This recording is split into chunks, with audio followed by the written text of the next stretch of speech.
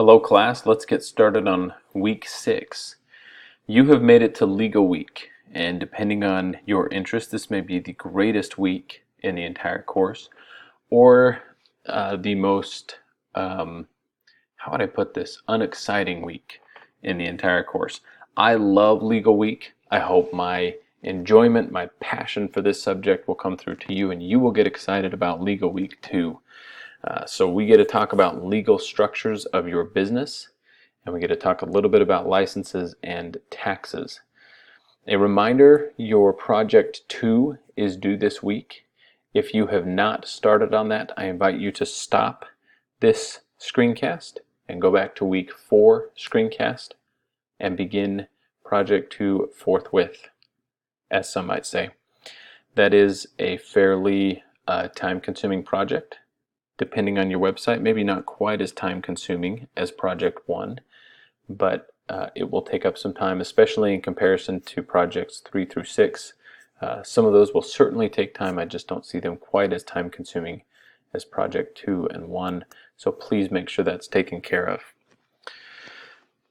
Let's start on legal structure. So legal structure will provide you, I think, a little bit more clear direction than will taxes, licenses and taxes this week.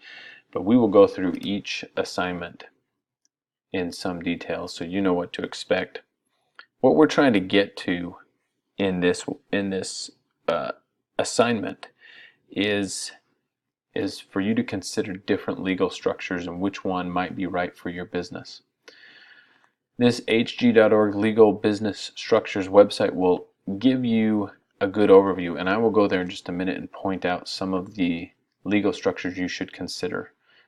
I encourage you to do your own research, and ultimately you'll answer this question in a Word document in your location: which legal structure would be best for your business and why, and then how would you set it up. A couple disclaimers: this is not legal advice.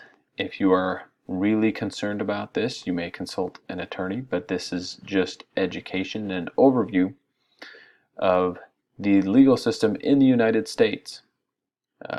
I will go through this website, which explains options in the U.S. If you are living outside the U.S. or establishing your business outside the U.S., you would need to do research on those structures. Although, from what I've seen, the terminology might be a little different, but the structures are typically quite similar.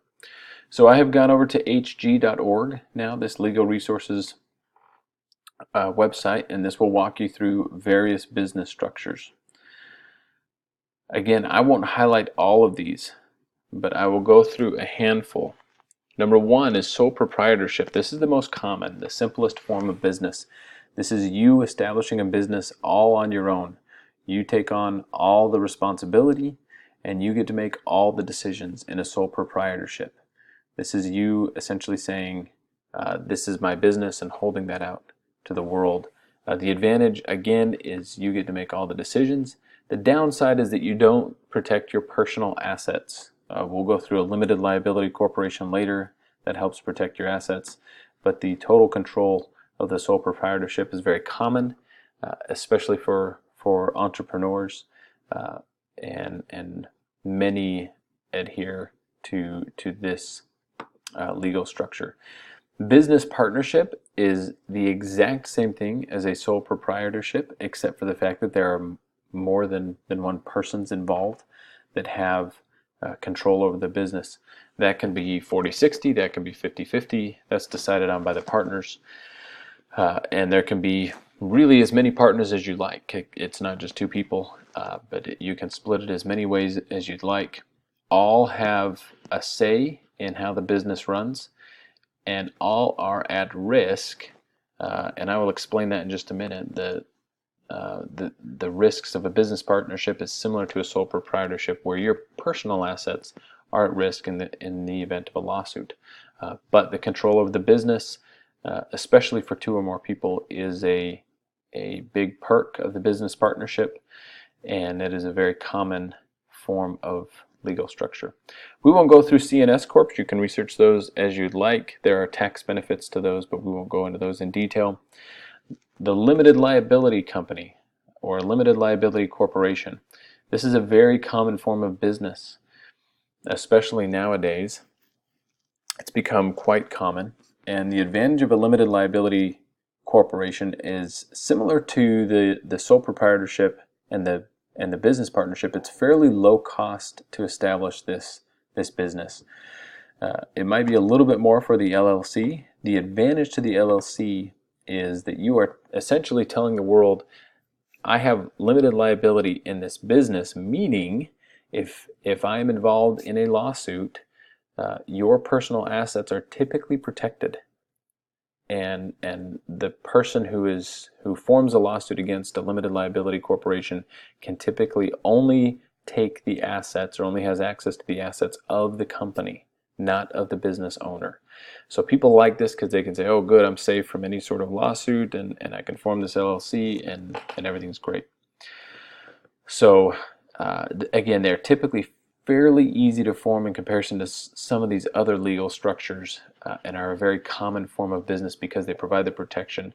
Now you give up control. If your company grows, you have to have a board of directors, and so I'm sure if you follow business news, you've seen some entrepreneurs who have grown their companies and run their companies, and then the board pushes them out when they feel like they're not running it effectively. So there is some risk there to an LLC that you could eventually lose control of a business, or have your control limited. The board might end up taking 60% control, or even if they have 45% control, they have some influence, as opposed to a sole proprietorship where you just say, hey, I'm the decision maker. It's all on me. I won't go too much into nonprofits, but you have to go through quite a mountain of effort to establish a nonprofit, to maintain a nonprofit. It can certainly be worth it because there are great tax benefits to a nonprofit. Nonprofit essentially means you commit to taking those profits and reinvesting them in the company or in the community. So those are all different legal structure options available to you. Again, you'll go ahead and do some research and write up a brief essay on legal structures. All right, licenses and taxes. As I mentioned, there's less direct instruction on licenses and taxes because they differ so much from locale to locale, state to state, territory to territory. Wherever you are in the world, they're going to be different. Taxes are very dependent on local government. So you'll need to do some research with your local government. Most of this information is available online. Please note the URLs for any website that you use to obtain your information. So you do need to cite your work on this. And then you'll go through and explain whether or not you'll need any licenses, which state you'll be licensed in, how you came to that conclusion, and provide some information then on your taxes and your licenses. If you can't find anything online, it still does work if you go to the local government building and do research there, talk to people, give them a call. Remember that local businesses typically want businesses to establish themselves in their state or in their locale because that means more taxes. And so when you're doing research, people do want your business.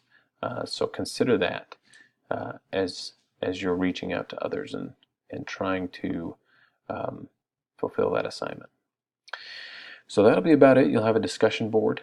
Again, your project 2 will be due, and then you'll have your reflection. That's it for Legal Week.